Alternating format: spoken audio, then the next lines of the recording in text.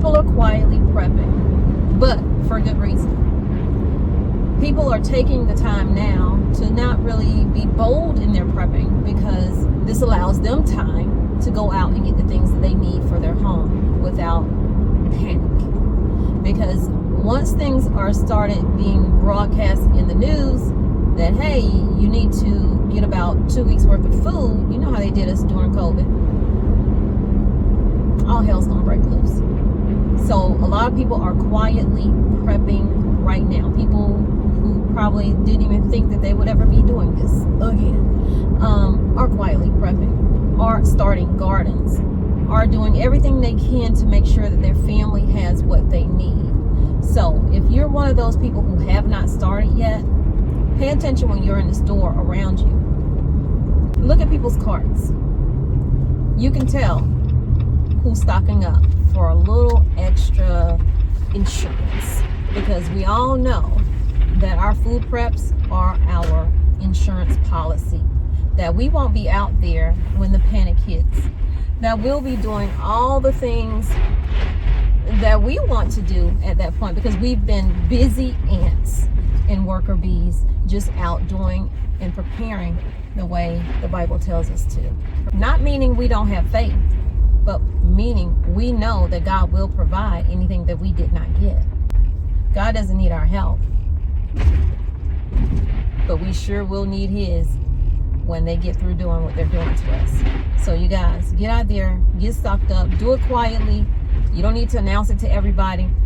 Only reason I announce it to everybody that we all need to be stocking up is because we all need to be stocking up, okay? That's just it. We all need to be paying attention to what's going on. You don't have to look at the news every day to know, or feel it in the air, the tension that's going on, that we need to be stocking up on the things we eat and use the most. Make sure you're getting your water, your food. Make sure you have protein when you are stocking up. Make sure the things that you are stocking up actually can be a meal and not just you grabbing things out of fear, out of panic. The shelves don't empty because preppers are out here taking everything. The shelves are empty and empty out because people fail to prepare ahead of time.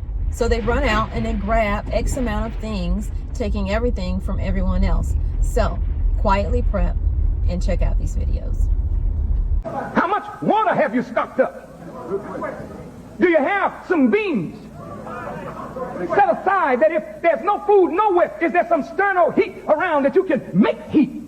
Come on. You ain't even thinking like that.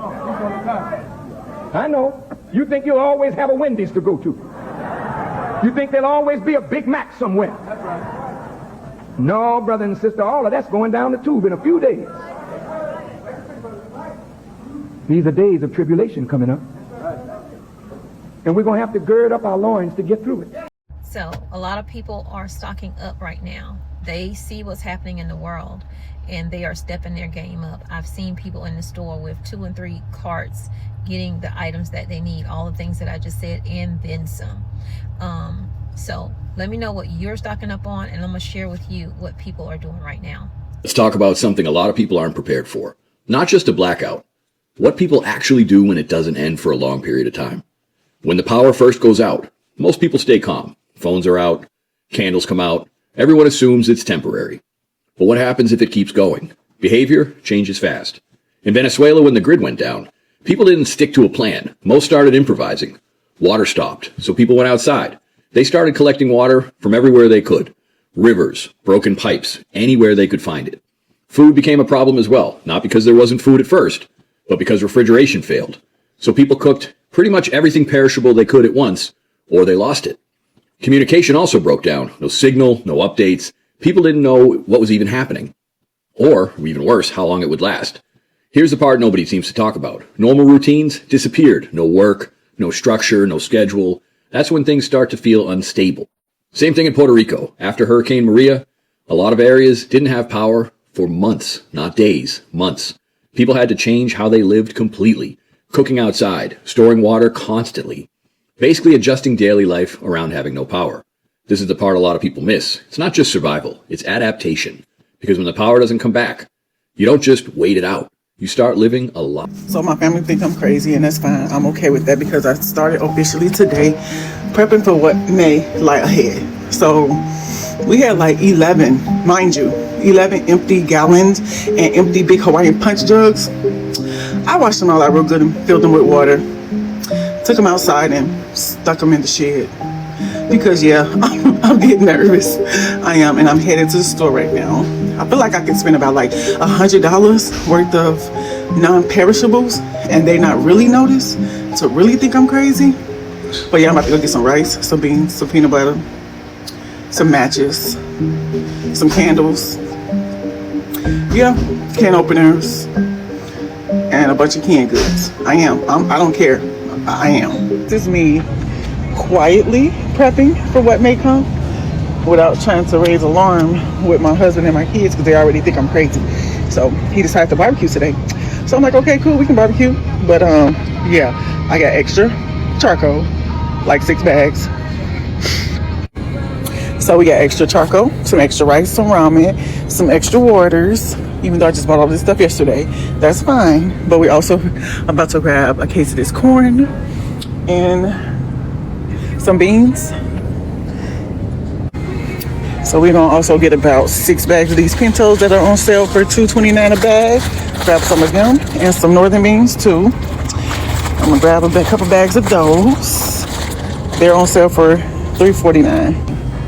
Let's grab a few boxes of pasta too. Let's grab this one. They like this. I love spaghetti.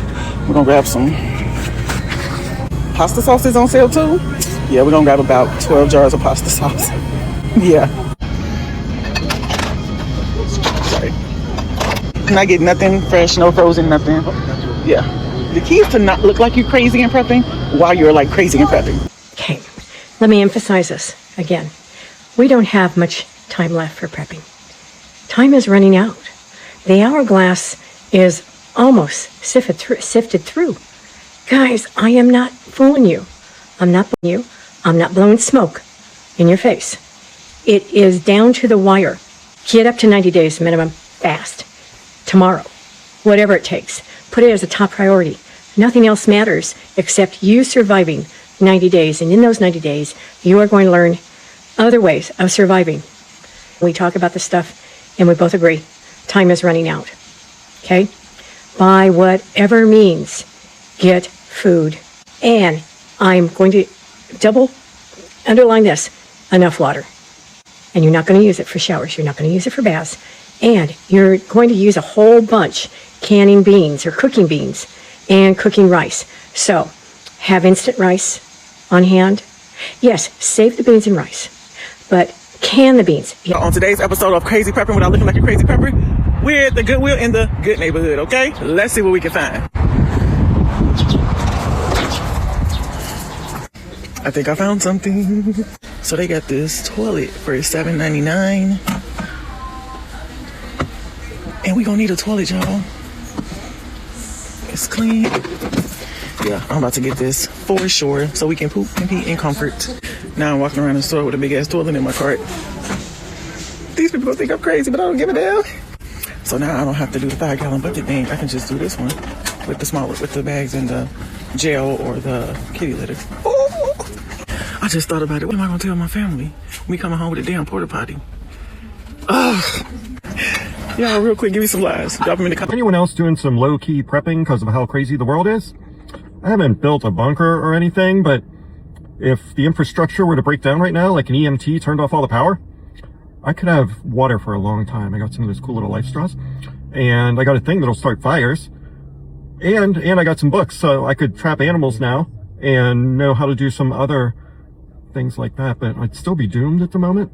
I never thought I would be someone who spends this much time thinking about how my family would survive an energy shortage. But here we are.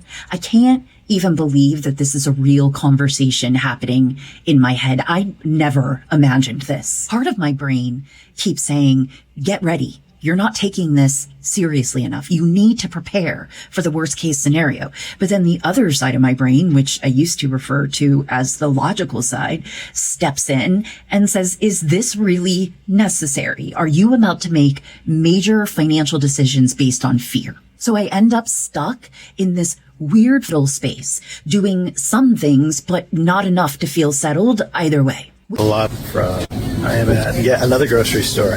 I'm trying to find jalapenos. This is the 5th grocery store I've been to. And there are other things that are becoming sparse. Fruits and veggies. Let's see here. A lot from, areas south of us. I'm not sure what the deal is. There are a lot of things that are missing in the, and I think this is the symptom of what's to come. Like there's more. There are things that are being shorted. Like you can see it, but they're kind of hiding it. Some of the salads, vegetables. This is crazy. If the worst comes to the worst, we will have a global famine where some countries, quite possibly including Australia, will be unable to produce enough food for their populations. How vulnerable is Australia compared to the rest of the world? There are two major issues for Australian food production coming out of this crisis. One is fertiliser. It may not be available in time for the growing season. And we are massively dependent upon fertiliser produced from fossil fuels to be able to create farm output in the very first instance. The second is that because Australia doesn't have anything resembling a decent rail network, transportation from the farm to the city is all by diesel trucks.